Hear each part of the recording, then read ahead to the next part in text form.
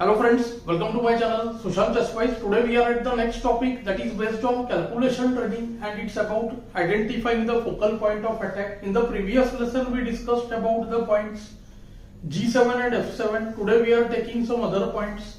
First, we will try to identify the point where white wants to attack here. The position is white to play and win. The square where there is already an attack or the square which can be attacked more number of times, that is identified as the weaker amongst the squares. So in front of black king we see F7, G7 and H7 pawns. The pawn H7 is already attacked by the bishop and knight is ready to jump to G5. So the question is only whether white wants knight G5 first or he wants to go with the move BH7 first. So white starts his calculation in the move bishop H7 check since it is forced, and after KH7 knight G5 we see the position like a typical Greek gift sacrifice, but in Greek gift bishop H7 NG5 and usually queen H5 follows. That is not possible here, but nevertheless after KG8 we see queen H3 is winning because of the poorly placed queen position on E7. Even the move rook D8 cannot help there because of QH7 check and mate next move. Let's play that line first. Bishop H7 check, king takes H7, knight G5, KG8, queen H3. Now see the rook has to go away, but see queen H7, king F8 and queen H8 mates, all because of this queen. But with this much calculation, it's very difficult to say whether the whole tactic is correct or not, because after BH7, KH7, NG5, KG6 is usually the main way of playing over there. There are some ways for white to play here. If the queen would be on D8, then queen H3 would be met by rook H8. Often the move H4, H5 works, but this time the queen is on E3, so rook H8 will help black secure more control on H5. So white has the very strong move, see queen H3 in this case, because rook H8 is not possible. And after queen H3, queen H7 mate is a massive threat to which black hardly has any defense.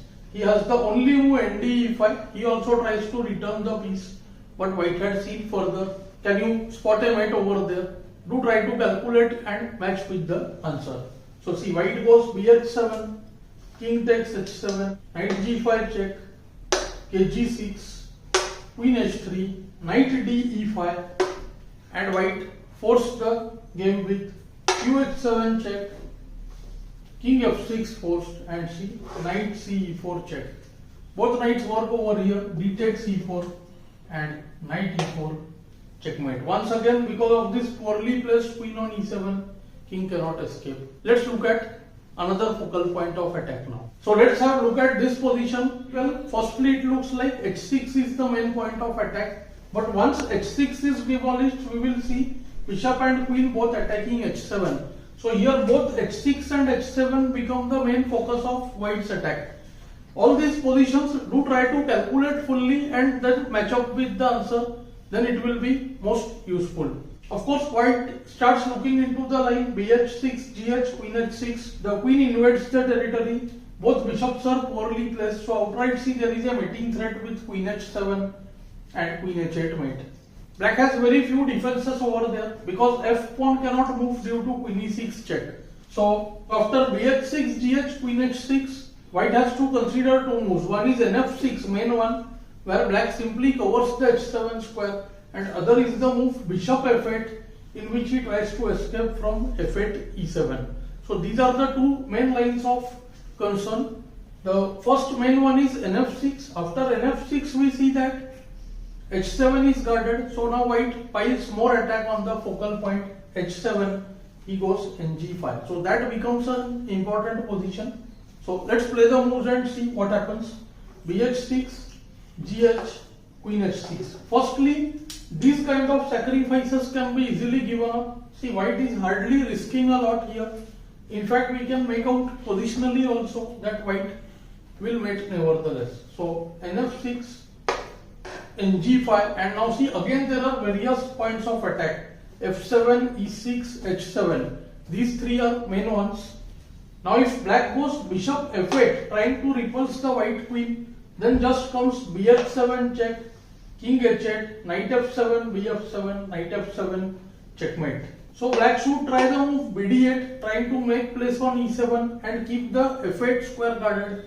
But here to see, after bishop h7, knight takes h7, qh7, king f8. See, these patterns are worth remembering. Two knights and the queen, see, on the king. So 3-piece attack rule says that sacrifice one and the other two mates. So see, here comes knight g6 check, forcing f takes g6 and knight e6 checkmate. See, these positions are not only meant for calculation, but these are very useful to understand the patterns as well. Now let's see the main move which black tried in the game. Black played the move bf6 outright, trying to make space on e7, but see, in this case what is happening?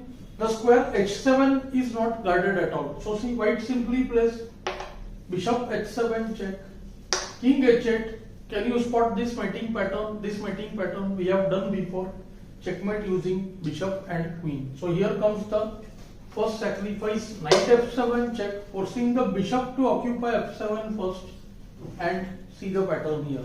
bg6 check, king g8, qh7 check, black resigns as king f8 is met by qf7 checkmate. So the whole point of sacrifices were bishop h6 and the other focal point h7. So I hope you are finding these lessons useful and instructive. Do let me know in the comments below. Thanks for your time.